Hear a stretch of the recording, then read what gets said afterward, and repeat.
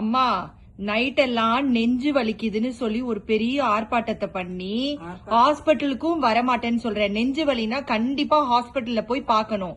நீ வந்தியா இங்க ஹாஸ்பிட்டல் கூப்பிட்டதுக்கு? சரி, பூண்ட சுட்டு தர சொல்ற, அது கரெக்டா? பூண்டு நான் எனக்கு இந்தியாவில இந்த மாதிரி நெஞ்சு வலி வரும். சரி, நான் என்ன செய்வேன், 2 பூண்டை சுட்டு சாப்பிட்டு ஒரு கொஞ்சம் தூரம் இப்படியே ஹாலுக்குள்ள நடப்பேன். 4 ஏப்பம் வரும், எனக்கு சரியா போயிரும். சரி, அதே மாதிரிதான் இப்ப நைட் வந்து எனக்கு வந்து நெஞ்சு வலிச்சுது. நான் உன்னை பூண்டு சுட்டு தர சொன்ன, நான் 4-5 ஏப்பம் விட்டேன். ஒரு கொஞ்சம் நேரம் இருந்துட்டு சரியா போச்சுது.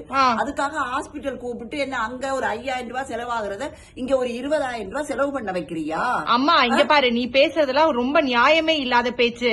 நெஞ்சு வலிய சாதாரணமா விடக்கூடாது. வெறும் பூண்டை மட்டும் சுட்டா அது உனக்கு எப்படி தெரியும்? அதே மாதிரி ஃபாஸ்டா வாக்கிங் போற, நெஞ்சு வலி அப்ப ஃபாஸ்டா வாக்கிங் போலாமா மக்களே? நீங்களே சொல்லுங்க.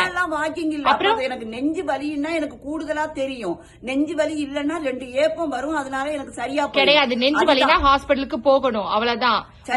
பூண்டை சுட்டு சாப்பிடக்கூடாது, வாக்கிங்கும் போக கூடாது. மக்களை நீங்களே தெரிஞ்சா போடுங்க. இவங்க கிட்ட சொன்னாலும் உங்களுக்கு புரிய மாட்டேங்குது. மக்களை அப்படி கிடையாது. இவ 20,000 ரூபாய் நைட்டு செலவழிக்கிறதுக்கு இப்ப முயற்சி பண்றா. இந்தியாவிலன்னா எனக்கு அது சரியா போயிரும்.